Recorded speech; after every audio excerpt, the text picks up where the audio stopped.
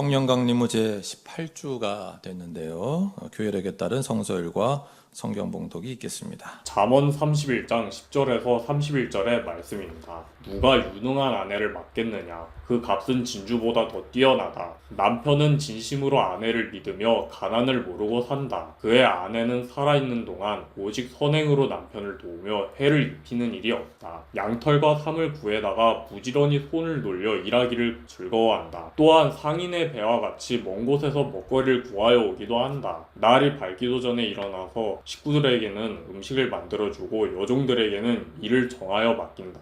밭을 살 때에는 잘 살펴본 다음에 사들이고 또 자기가 직접 번 돈으로 포도원도 사서 가꾼다. 허리를 단단히 동여매고 억센 팔로 일을 한다. 사업이 잘 되어가는 것을 알고 밤에도 등불을 끄지 않는다. 한 손으로는 물레질을 하고 다른 손으로는 실을 탄다. 한 손은 펴서 가난한 사람을 돕고 다른 손은 펴서 궁핍한 사람을 돕는다. 온 식구를 홍색 옷으로 따스하게 입히니 눈이 와도 식구들 때문에 걱정하는 일이 없다. 손수 자기의 이부자리를 만들고 고운 모시옷과 자주색 옷을 지어 입는다. 남편은 마을 원로들과 함께 마을 회관을 드나들며 사람들의 존경을 받는다. 그의 아내는 모시로 옷을 지어 팔고 띠를 만들어 상인에게 넘긴다. 자신감과 위엄이 몸에 배어있고 미래에 대한 두려움이 없다. 입만 열면 지혜가 저절로 나오고 혀만 움직이면 상냥한 교훈이 쏟아져 나온다. 집안일을 두루 살펴보고 일하지 않고 얻은 양식은 먹는 법이 없다. 자식들도 모두 일어나서 어머니 업적을 찬양하고 남편도 아내를 칭찬하여 이르기를 덕을 끼치는 여자들은 많이 있으나 간신히 모든 여자 가운데 으뜸이요 한다. 좋은 것도 거짓되고 아름다운 것도 헛되지만 주님을 경외하는 여자는 칭찬을 받는다. 아내가 손수 거둔 결실은 아내에게 돌려라. 아내가 이룬 공로가 성문 어귀 광장에서 인정받게 하여라. 오늘 우리에게 주시는 주님의 말씀입니다. 아멘. 시편 1편의 말씀입니다. 복 있는 사람은 악인의 길을 따르지 아니하며 죄인의 길에 서지 아니하며 오만한 자의 자리에 앉지 아니하며 오로지 주님의 율법을 즐거워하며 밤낮으로 율법을 묵상하는 사람이다. 그는 시냇가에 심은 나무가 철 따라 열매를 맺으며 그 잎이 시들지 아니함 같으니 하는 일마다 잘 될 것이다. 그러나 악인은 그렇지 않으니 한낮 바람에 흩날리는 쭉정이와 같다. 그러므로 악인은 심판받을 때에 몸을 가누지 못하며 죄인은 의인의 모임에 참여하지 못한다. 그렇다. 의인의 길은 주님께서 인정하시지만 악인의 길은 망할 것이다. 오늘 우리에게 주시는 주님의 말씀입니다. 아멘. 야고보서 3장 13절에서 4장 3절, 7절에서 8절 상반절의 말씀입니다. 여러분 가운데서 지혜 있고 이해력이 있는 사람이 누구입니까? 그러한 사람은 착한 행동을 하여 그의 행실을 나타내 보이십시오. 그 일은 지혜에서 오는 온유함으로 행하는 것이어야 할 것입니다. 여러분의 마음속에 지독한 시기심과 경쟁심이 있으면 자랑하지 말고 진리를 거슬러 속이지 마십시오. 이러한 지혜는 위에서 내려온 것이 아니라 땅에 속한 것이고 육신에 속한 것이고 악마에게 속한 것입니다. 시기심과 경쟁심이 있는 곳에는 혼란과 온갖 악한 행위가 있습니다. 그러나 위에서 오는 지혜는 우선 순결하고 다음으로 평화스럽고 친절하고 온순하고 자비와 선한 열매가 풍성하고 편견과 위선이 없습니다. 정의의 열매는 평화를 이루는 사람들이 평화를 위하여 그 씨를 뿌려서 거두어들이는 열매입니다. 무엇 때문에 여러분 가운데 싸움이나 분쟁이 일어납니까? 여러분의 지체들 안에서 싸우고 있는 육신의 욕심에서 생기는 것이 아닙니까? 여러분은 욕심을 부려도 얻지 못하면 살인을 하고 담내어도 가지지 못하면 다투고 싸웁니다. 여러분이 얻지 못하는 것은 구하지 않기 때문이요. 구하여도 얻지 못하는 것은 자기가 쾌락을 누리는 데 쓰려고 잘못 구하기 때문입니다. 그러므로 하나님께 복종하고 악마를 물리치십시오. 그리하면 악마는 달아날 것입니다. 하나님께로 가까이 가십시오. 그리하면 하나님께서 가까이 오실 것입니다. 오늘 우리에게 주시는 주님의 말씀입니다. 아멘. 마가복음 9장 30절에서 37절의 말씀입니다. 그들은 거기에서 나와서 갈릴리를 가로질러 가고 있었다. 예수께서는 이것을 남들이 알기를 바라지 않으셨다. 그것은 예수께서 제자들을 가르치시며 인자가 사람들의 손에 넘어가고 사람들이 그를 죽이고 그가 죽임을 당하고 나서 사흘 후에 살아날 것이라고 그들에게 말씀하고 계셨기 때문이다. 그러나 제자들은 그 말씀을 깨닫지 못하였고 예수께 묻기조차 두려워하였다. 그들은 가버나움으로 갔다. 예수께서 집안에 계실 때에 제자들에게 물으셨다. 너희가 길에서 무슨 일로 다투었느냐? 제자들은 잠잠하였다. 그들은 길에서 누가 가장 큰 사람이냐 하는 것으로 서로 다투었던 것이다. 예수께서 앉으신 다음에 12 제자를 불러놓고 그들에게 말씀하셨다. 누구든지 첫째가 되고자 하면 그는 모든 사람의 꼴찌가 되어서 모든 사람을 섬겨야 한다. 그리고 어린이 하나를 데려다가 그들 가운데 세우신 다음에 그를 껴안아 주시고 그들에게 말씀하셨다. 누구든지 내 이름으로 이런 어린이들 가운데 하나를 영접하면 그는 나를 영접하는 것이요. 누구든지 나를 영접하는 사람은 나를 영접하는 것보다 나를 보내신 분을 영접하는 것이다. 오늘 우리에게 주시는 주님의 말씀입니다. 아멘. 기도드리고 설교 말씀 받도록 하겠습니다. 주님, 주님의 날 저희를 예배의 자리로 인도하심을 감사드립니다. 저희에게 주님께서 예비하시는 총이 있으셔서 그 은총을 베푸시고자 저희를 부르신 줄 믿습니다. 그 부르심에 응답한 이들이 여기 있사오니 주님 우리에게 은총을 베풀어 주시고 그 은총 받은 자로서 그에 걸맞는 아름다운 삶을 살아갈 수 있도록 복된 삶을 살아갈 수 있도록 우리를 도와 주시옵소서.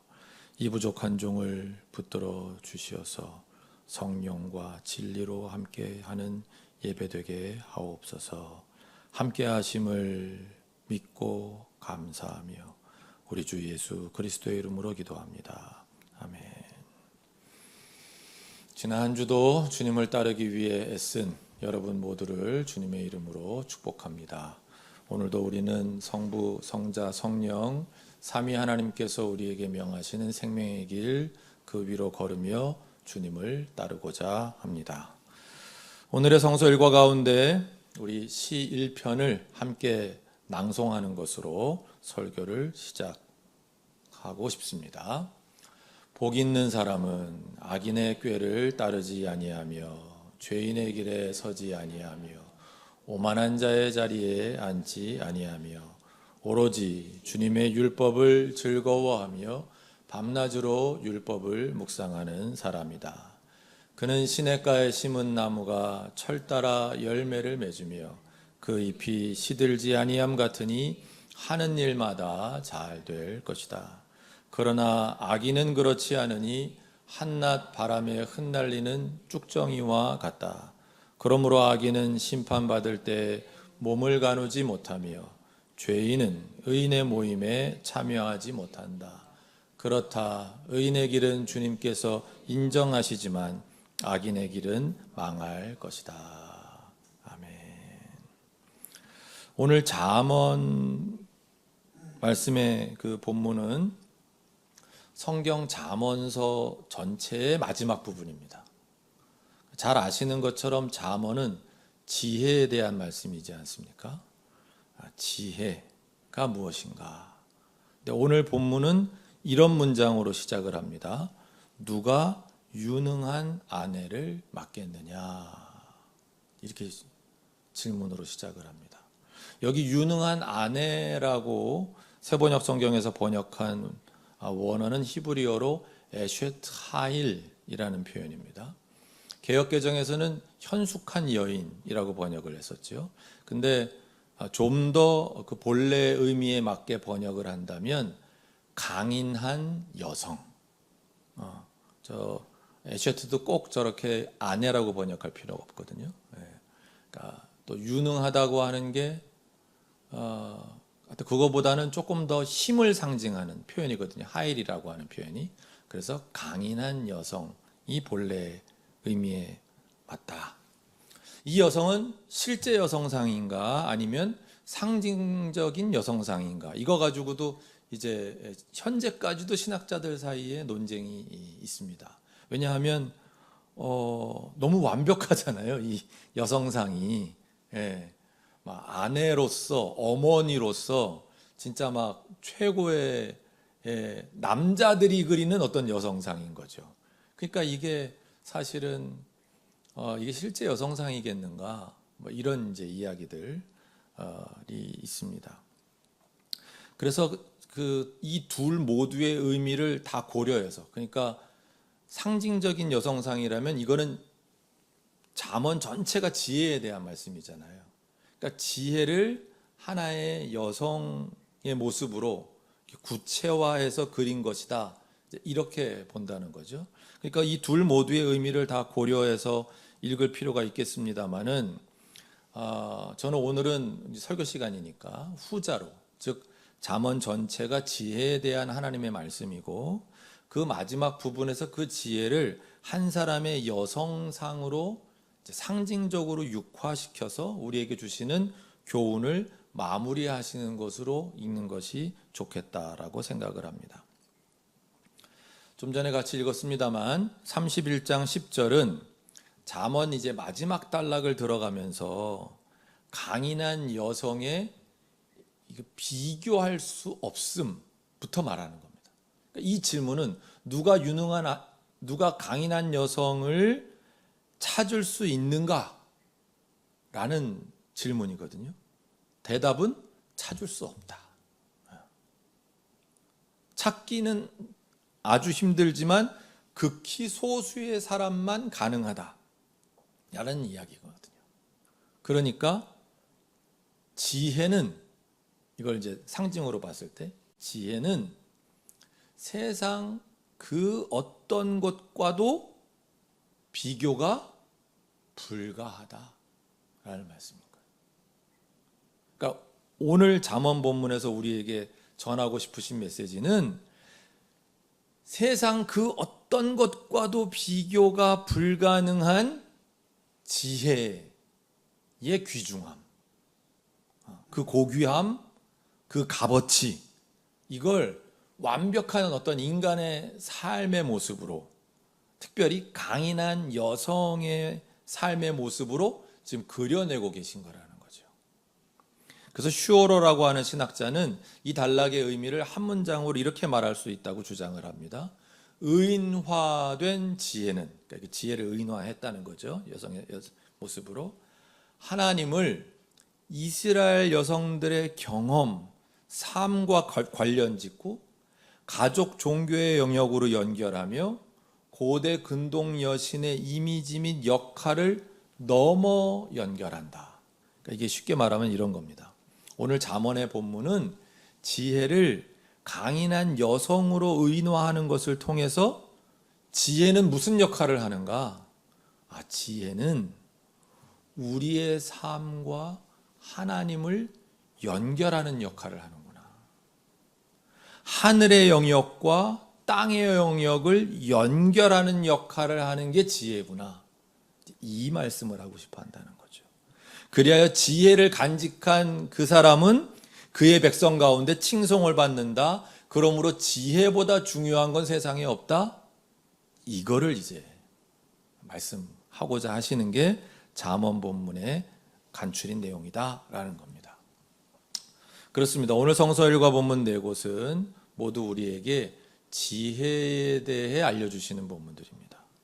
특별히 우리의 지혜가 땅의 영역에서만 작동해서는 안 되고 하나님의 영역인 하늘과 연결되어야만 진짜 지혜임을 알려주시는 겁니다. 이 세상을 살아가는 데 있어서 뿐만 아니라 진짜 지혜를 가진 사람은 이미 시작된 하나님 나라를 우리의 이 땅의 삶과 연결지어서 살다가 하나님 나라의 백성으로 영생하기 때문에 진짜 지혜를 가진 사람이 되어야 된다라는 것들이 오늘 이제 네 곳의 본문이 말씀하고 싶으신 거라는 거죠.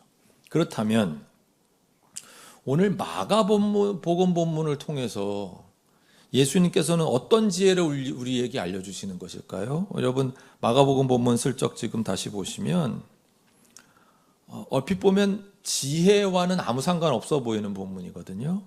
근데 본문을 잠시 같이 살펴보겠습니다. 31절 먼저 보시면 그것은 예수께서 제자들을 가르치시며 인자가 사람들의 손에 넘어가고 사람들이 그를 죽이고 그가 죽임을 당하고 나서 사흘 후에 살아날 것이라고 그들에게 말씀하고 계셨기 때문이다. 예수님께서 제자들에게 이제 본인이 당하실 일을 이제 알려주신 거예요. 내가 예루살렘에 올라가면 십자가에서 죽는데 죽는 걸로 안 끝나고 내가 사흘 뒤에는 부활할 거다. 이 말씀을 하신 거예요. 그랬는데 32절 같이 읽어볼까요? 시작. 그러나 제자들은 그 말씀을 깨닫지 못하였고 예수께 묻기조차 두려워하였다. 깨닫지 못하고 있다는 거예요. 지금 이 말씀이 근데 어렵나요? 어려워서 깨닫지 못하는 게 아니에요. 제자들이 자신들이 기존에 알고 있던 거하고 달라서 못 알아듣고 있는 거예요. 제자들은 어떻게 알고 있었어요? 메시아신데, 그리스도신데, 그러면 왕이 되셔야 하는데 죽는다는 게 이게 무슨 말이지? 접수가 안 되는 거예요. 또 부활이 있다는 건 알았어요. 제자들도. 그러나 이건 마지막 때에, 세상의 마지막 때, 역사의 마지막 때에 일어나는 건데 지금 이 역사의 중간에 부활이 일어난다고? 이게 도대체 무슨 말이야? 못 알아듣고 있는 거예요. 자신들의 지식의 울타리, 세상을 바라보는 세계관, 이걸 뛰어넘는 말씀을 하시니까 받아들이지 못, 접수가 안 되는 거예요. 그러니까 지금 34절 같은 행동을 여전히 하는 거예요. 예수님께서 33절에 너희가 길에서 무슨 일로 다투었느냐 그랬더니 34절 읽어보겠습니다. 제자들은 잠잠하였다. 그들은 길에서 누가 가장 큰 사람이냐 하는 것으로 서로 다투었던 것이다. 그러니까 예수님이 하신 말씀이 얼마나 접수가 안 되는지, 예수님 지금 돌아가신다 그러는데 자기들은 예수님이 왕이 되시면 누가 예수님 왼쪽에 앉고 오른쪽에 앉고 누가 재상이 될 거냐 뭐 이런 거 가지고 지금 다투었다. 누가 공이 크냐 가지고. 그러니까 이제 예수님께서는 얘네들이 가지고 있는 세계관을 완전히 허물어뜨려야 되겠다라고 생각을 하셨는지 35절 이하의 이제 말씀과 행동을 보이시는 겁니다. 같이 읽어보겠습니다. 예수께서 앉으신 다음에 12제자를 불러놓고 그들에게 말씀하셨다. 누구든지 첫째가 되고자 하면 그는 모든 사람의 꼴찌가 되어서 모든 사람을 섬겨야 한다. 이거 무슨 말인지 모르겠죠. 자, 36절, 37절. 그리고 어린이 하나를 데려다가 그들 가운데 세우신 다음에 그를 껴안아 주시고 그들에게 말씀하셨다. 누구든지 내 이름으로 이런 어린이들 가운데 하나를 영접하면 그는 나를 영접하는 것이요. 누구든지 나를 영접하는 사람은 나를 영접하는 것보다 나를 보내신 분을 영접하는 것이다. 제자들은 예수님을 따라다니면 내가 큰 사람이 되겠지. 큰 권력이 따라오겠지. 이 세상에서 높은 자리 차지하고 부자가 되겠지. 왜? 메시아는 왕이 될 거라고 믿고 있으니까. 그렇게 생각을 하는데 예수님 지금 말씀은 아니, 그런 것들이 나를 따라온다고 주어지는 게 아니야 라고 말씀하시는 거예요.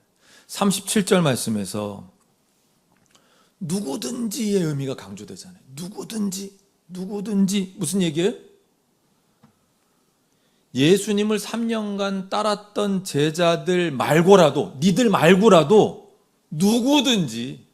누구라도 너희들이 보잘것없게 생각하는 이 어린이, 그 당시에는 어린이를 사람으로 생각 안 했으니까, 뭐 재산 정도로 생각했으니까, 그 보잘것없게 생각하는 그 어린이 하나를 영접하는 사람, 여기서 영접한다는 건 환대한다는 의미거든요. 그 어린이를 환대하는 사람, 여러분 그런 사람이 세상에 어디에든 있을 거 아니에요. 누구든지. 에? 그 어린이를 환대하는 사람은 나 예수를 환대하는 사람인 것이고, 나를 환대하는 사람은 나를 보내신 분 성부 하나님을 환대하는 것이다. 영접하는 것이다. 그러니까 너희가 나를 따랐다고 해서 34절에 너희가 바라는 것처럼 너희가 큰 사람이 되는 게 아니다.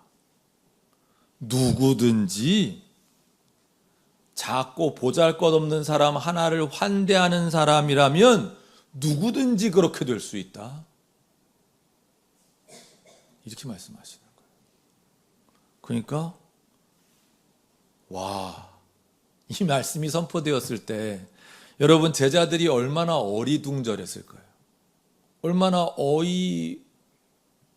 어이없어하고 이게 뭐지 했을까요? 여러분도 지금 그런 마음이 드신다면, 목사님 무슨 얘기하는 거지? 라는 생각이 드신다면 예수님의 의도대로 여러분 안에 지금 말씀이 역사하고 계신 거예요. 우리는 이 대목에서 예수님을 따라다녀도 우리가 원하는 걸 얻을 수 없다고? 부자 되고 높아지고 힘이 생기는 게 아니라고? 그럼 왜 따라다녀야 되지? 이렇게 어리둥절 해야 됩니다. 그게 정상적인 반응인 거예요. 그러니까 지금 예수님께서 하시려는 건 뭐예요? 예수님께서 지혜로운 삶에 대해서 지금 말씀을 하시려고 하는데, 그러기 위해서는 우리가 지혜를 정말 얻기 위해서는 우리의 무언가가 깨져야 된다 지금 말씀하시는 거예요. 깨뜨려 보시려고 하시는 거예요. 우리가 생각하고 있는 기존의 가치관, 세계관, 세상을 바라보는 눈을 깨뜨려야 된다고 말씀하시는 거예요. 지혜로워지면 세상에서 큰 사람 되겠지, 높은 자리, 힘 있는 자리 차지하겠지, 왕의 옆자리가 내 차지가 되겠지, 아니라는 거예요. 그건 지혜의 목적이 아니라는 거예요. 자, 오늘 야고보서 본문에서 이제 마지막 본문에서 우리는 구체적인 지혜의 모습을 발견하게 되는데요. 야고보서 본문은 우리에게 진짜 지혜, 즉 하나님으로부터 오는 지혜와 가짜 지혜, 즉 땅에 속한, 육신에 속한, 악마에게 속한 지혜를 구분하시는 거예요. 같이 본문을 읽어가십시다. 먼저 16절까지 우리 의미를 생각하면서 읽어보겠습니다. 여러분 가운데서 지혜 있고 이해력이 있는 사람이 누구입니까? 그러한 사람은 착한 행동을 하여 그의 행실을 나타내 보이십시오. 그 일은 지혜에서 오는 온유함으로 행하는 것이어야 할 것입니다. 여러분의 마음속에 지독한 시기심과 경쟁심이 있으면 자랑하지 말고 진리를 거슬러 속이지 마십시오. 이러한 지혜는 위에서 내려온 것이 아니라 땅에 속한 것이고 육신에 속한 것이고 악마에게 속한 것입니다. 시기심과 경쟁심이 있는 곳에는 혼란과 온갖 악한 행위가 있습니다. 아멘. 그러니까 지금 진짜 지혜가 뭐냐? 13절에 착한 행동을 하여 그의 행실을 나타내 보이십시오. 그 일은 지혜에서 오는 온유함으로 행하는 것이어야 할 것입니다. 지혜에서 오는 온유함. 그러면서 지금 요 단락에서 가장 경계하시는 마음이 뭐예요? 그게 시기심과 경쟁심이에요. 두 번에 걸쳐서 시기심과 경쟁심을 말씀하죠. 14절과 16절. 14절 먼저, 여러분의 마음속에 지독한 시기심과 경쟁심이 있으면 자랑하지 말고 진리를 거슬러 속이지 마십시오. 그러니까 시기심과 경쟁심 때문에 나오는 지혜가 있단 말이에요.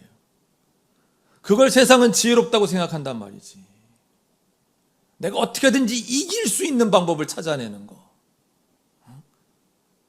그거 자랑하지 말아라.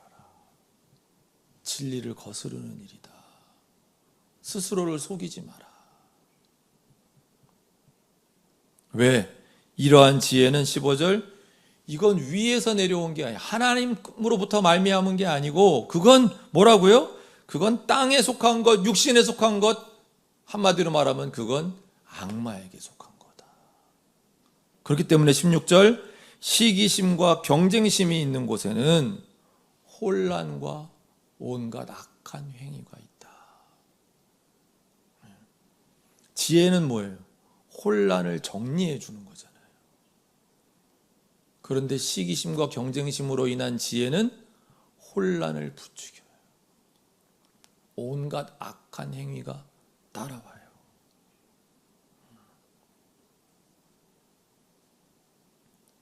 17절 18절 그에 반해 위에서 오는 지혜는 17절 18절 같이 읽겠습니다. 그러나 위에서 오는 지혜는 우선 순결하고 다음으로 평화스럽고 친절하고 온순하고 자비와 선한 열매가 풍성하고 편견과 위선이 없습니다. 정의의 열매는 평화를 이루는 사람들이 평화를 위하여 그 씨를 뿌려서 거두어들이는 열매입니다.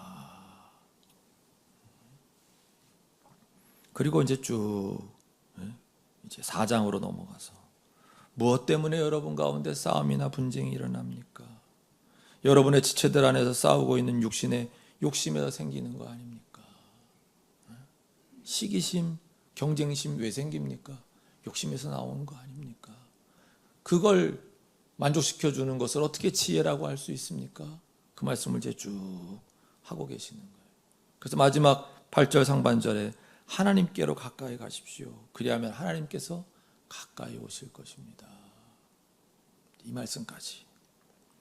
야고보서 본문을 다 읽어보니까 여러분 이제 우리가 좀 알겠는 건 뭐예요? 아까 예수님이 마가복음에서 하시고 싶었던 말씀이 진짜 지혜를 얻으라고, 위에서 오는 지혜를 얻으라고. 제자들이 누가 더 큰 사람 될 거냐? 이건 땅에 속한 지혜, 이건 악마에게서 나오는 지혜를 구하는 거구나. 하나님으로부터 오는 지혜를 깨달으라고, 우리의 세계관을 깨뜨리고 새롭게 세우라고 그렇게 말씀하신 거구나 라고 하는 것을 우리가 알게 될 수 있는 거죠. 설교를 마무리하겠습니다. 뉴스 보셔서 아시겠지만 이스라엘이 이제 가자 지구의 하마스를 상대로 벌이던 전쟁을 이제부터는 레바논의 헤즈볼라로까지 확대하려는 중이라는 뉴스 아마 어제 그제 보셨을 겁니다. 중동의 정세가 위태롭기만 한데요. 제 눈에는 이 일이 그저 그 지역의 문제로만 그치지 않을 것 같아서 적지 않은 염려가 됩니다.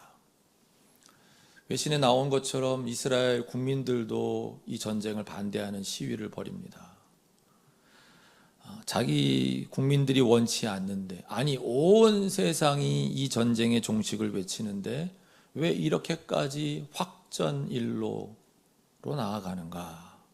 많은 전문가들은 지금 이스라엘의 총리인 베냐민 네타냐후의 권력 욕을 지목합니다. 사람들은 자신의 자리를 지켜내는 것이 지혜라고. 지혜롭다는 것은 자기 앞가림을 잘하는 것, 자기를 돋보이게 하는 것, 자기 돈이 많아지게 하고 자기 힘이 세워지게 하는 것을 지혜롭다고 한다고 생각합니다. 오늘 본문에서 예수님은 그런 우리의 고정된 인식을 갈아엎으라고 우리에게 일갈하십니다. 그것이 지혜가 아니라고 말씀하는 것입니다. 너희가 남보다 높아지고 싶고 남보다 커지고 싶어 지혜를 구한다면, 이것은 야고보서 본문 15절로 이야기한다면 그건 땅에 속한 지혜를 구하는 행위이니까 그런 거 하지 말라고. 육신에 속한 지혜 구하지 말라고, 악마에게 속한 지혜 구하지 말라고 하신 것입니다. 당신들이 참으로 지혜로워진다면 땅과 하늘을 잇는 잠언 본문의 그 강인한 여성과 같은 그런 지혜를 구할 것이고 그런 지혜를 갖추게 될 것이라고. 주변 사람들을 돕고, 여러분 잠언 말씀 제가 오늘 시간 관계상 자세히 같이 안 봤지만 읽어보십시오. 주변 사람들을 돕고 살리고 그들이 존경을 받게 하고 그것으로 그 자신은 하나님을 높이는, 주님을 경외하는 삶을 살게 되는, 그리하면 손해보는 것 같지만 그리하여 이 세상에서도 사람들로부터 존중받고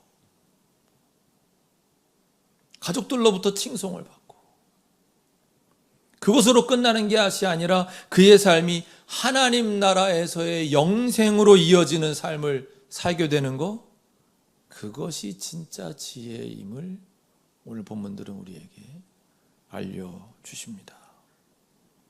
저와 여러분에게는 이런 지혜가 있습니까? 혹시 우리 어제까지도 악마에게 속한 지혜를 구하며 살지는 않았는지 모르겠습니다. 시기심과 경쟁심에 기반한 지혜, 욕심을 이루는 지혜는 오늘 야고보서 본문에서 엄격하게 경계하고 계심을 우리는 늘 기억하십시다. 하나님으로부터 오는 지혜는 야고보서 본문 17절, 우선 순결하다는 것, 다음으로 평화스럽다는 것, 친절하고 온순하고 자비와 선한 열매가 풍성하고 편견과 위선이 없다는 것. 그리고 18절, 정의의 열매를 거두는 삶이 참으로 지혜로운 삶이다 라고 하는 것을 기억하고 하나님 나라의 영생을 누리는 삶 이어가시기를 주님의 이름으로 축원합니다. 오늘의 성서 일과 가운데 시 1편 다시 한번 함께 낭송하는 것으로 설교를 마무리하겠습니다. 복 있는 사람은 악인의 꾀를 따르지 아니하며 죄인의 길에 서지 아니하며 오만한 자의 자리에 앉지 아니하며 오로지 주님의 율법을 즐거워하며 밤낮으로 율법을 묵상하는 사람이다. 그는 시냇가에 심은 나무가 철따라 열매를 맺으며 그 잎이 시들지 아니함 같으니 하는 일마다 잘 될 것이다. 그러나 악인은 그렇지 않으니 한낱 바람에 흩날리는 쭉정이와 같다. 그러므로 악인은 심판받을 때 몸을 가누지 못하며 죄인은 의인의 모임에 참여하지 못한다. 그렇다. 의인의 길은 주님께서 인정하시지만 악인의 길은 망할 것이다. 아멘. 기도드리겠습니다. 주님, 우리 마음 속에는 검은 잎이 들어 있습니다. 시기심, 경쟁심, 욕심. 주님, 내 마음을 깊이 들여다보고 성령께서 우리 마음 가운데 역사하시는 그 역사하심에 응답하는 삶을 살 수 있도록 도와주시옵소서. 악마에게 오는 지혜가 아니라 위로부터 오는 지혜를 사모하며 진짜 지혜의 사람으로 살아갈 수 있도록 도와주시옵소서. 우리 주 예수 그리스도의 이름으로 기도합니다.